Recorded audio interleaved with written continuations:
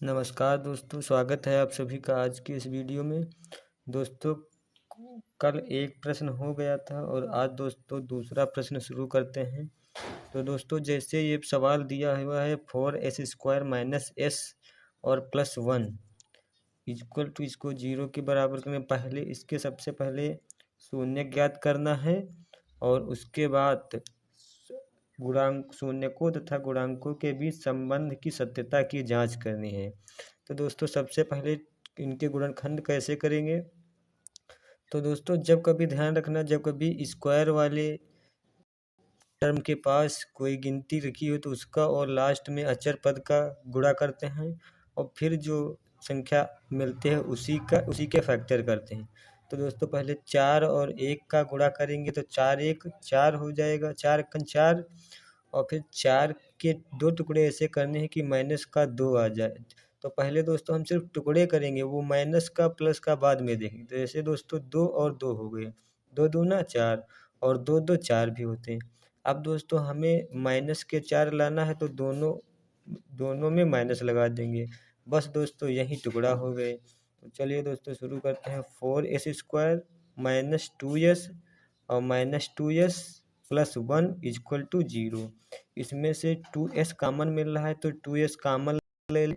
तो 2s minus 1 बचा और यहाँ देखिए, ये ध्यान रखना, यहाँ 2s प्लस का है तो यहाँ इसको प्लस बनाने के लिए हम माइनस का 1 कॉमन लें। कैसा? माइनस का 1।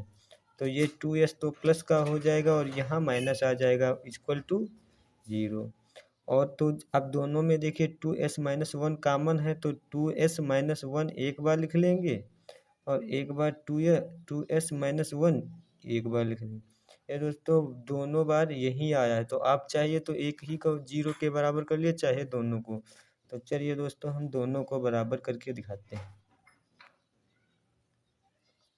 तो यहाँ से दोस्तों 2s इक्वल टू 1 उधर जाएगा तो प्लस का हो जाएगा। इसी प्रकार इसमें भी 2s इक्वल टू 1 और फिर s इक्वल टू 1/2 कामा इसमें भी s इक्वल टू 1/2। ये दोस्तों इसमें शून्य के दोनों समान आए। अब शून्य को निकल आए, इसके पश्चात क्या करना है? जांच। तो दोस्तों जांच के लिए यहाँ पर जांच डाल लेंगे और उसके बाद इन्हीं शून्यकों को एक अल्फा और बीटा मान लेंगे। एक को अल्फा एक को बीटा, आप जिसको चाहो उसको मान सकते हो। तो माना अल्फा बराबर 1/2 और कामा बीटा बराबर 1/2। दोस्तों दोनों को मानने के पश्चात अब हम आपको कल सूत्र बताया था, alpha plus beta equal to क्या होता है। तो alpha plus beta equal to होता है -b/a। तो दोस्तों -b/a, अब इसी में मान लिखने हैं। और a और b कहाँ से लेंगे? तो ये दिए गए समीकरण के गुणांक होते हैं। जैसे a का मान 4 है, b का मान -4 है और c का मान 1 है। तो दोस्तों इसी में मान रखते हैं alpha plus beta 1/2 plus 1/2 equal to -b। b का मान माइनस और ये माइनस पहले से था और a का मान 4। तो 1/2 हर बराबर है तो 2/2 equal to minus minus plus 4/4। 4 4 cut गया, 2 2 कट गया तो 1 बराबर 1। दोस्तों एक हमारी जांच हो गई, 1 बराबर 1 आ गया। और दोस्तों इसी प्रकार हम अभी गुणनफल से और पता करते हैं। तो दोस्तों दूसरा सूत्र हमने क्या बताया था? Alpha into beta c/a। अब अल्फा का मान दोस्तों 1/2 गुणे बीटा का मान 1/2 इक्वल टू सी का मान 1 और बटा a का मान 4। तो 1 अक्कन 1/2, 2 इंटू 2 4 इक्वल टू 1/4। दोनों और दोस्तों बराबर आएगा। इससे हमारा ये सवाल सिद्ध होता है कि जो हमने टुकड़ा किए, जो हमने गुणनखंड किए, ये सही है। और दोस्तों इसी के साथ ये सवाल समाप्त हो जाता है। और आशा करते हैं दोस्तों ये आप सभी को सवाल पसंद आया होगा। और दोस्तों आप दूसरा सवाल लगाते हैं। तो चलिए दोस्तों दूसरा हम तीसरा सवाल नोट करते हैं। तीसरा सवाल है 6x² minus 3 minus 7x equal to 0। तो सबसे पहले दोस्तों जब ये सही आर्डर में नहीं लिखा है, क्योंकि हमारा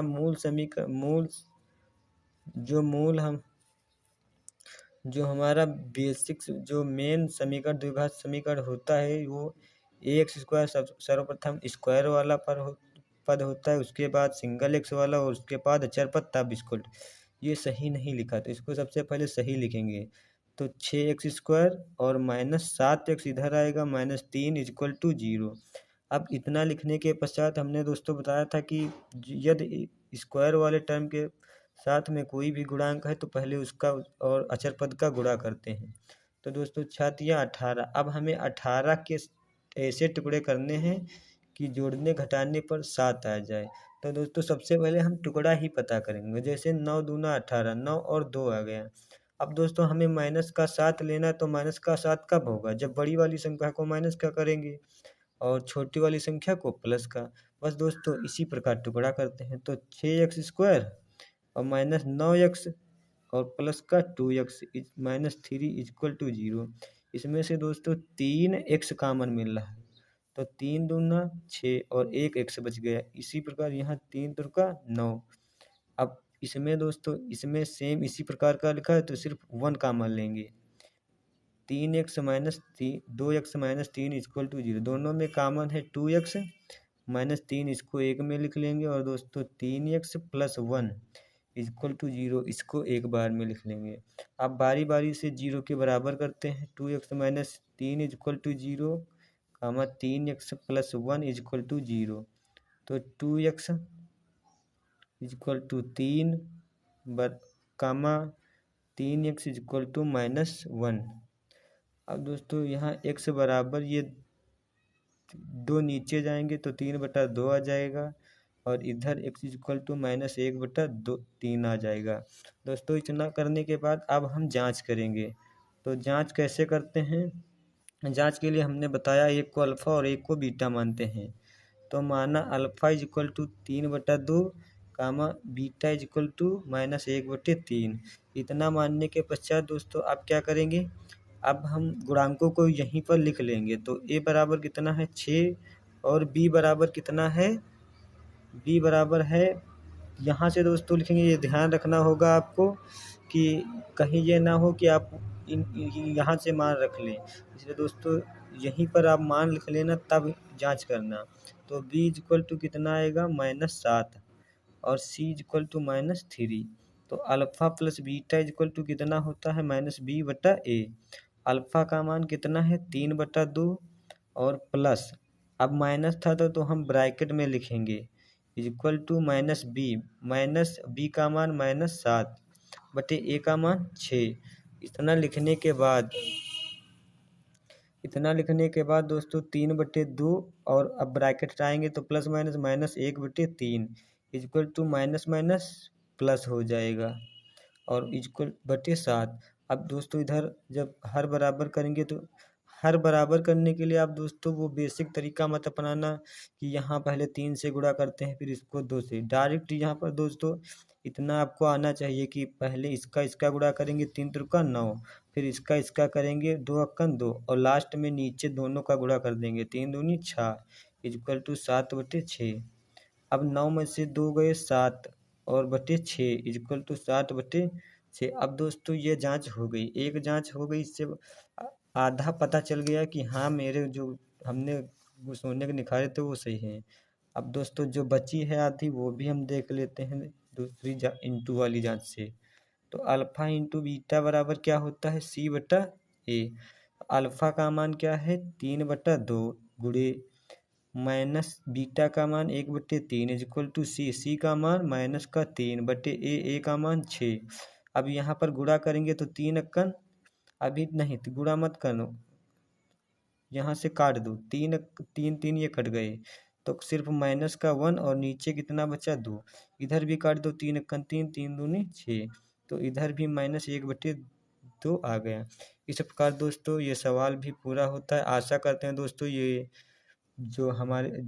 सवाल आपको पसंद आए होंगे। और दोस्तों अगर आपको कोई भी हाई स्कूल में कोई भी कठिन से कठिन सवाल करने में दिक्कत होती है तो दोस्तों कमेंट करें, हम आपको आसान से आसान मेथड तरीके से बताएंगे। और दोस्तों अगर वीडियो अच्छा लगे तो लाइक शेयर और कमेंट ज़रूर करें।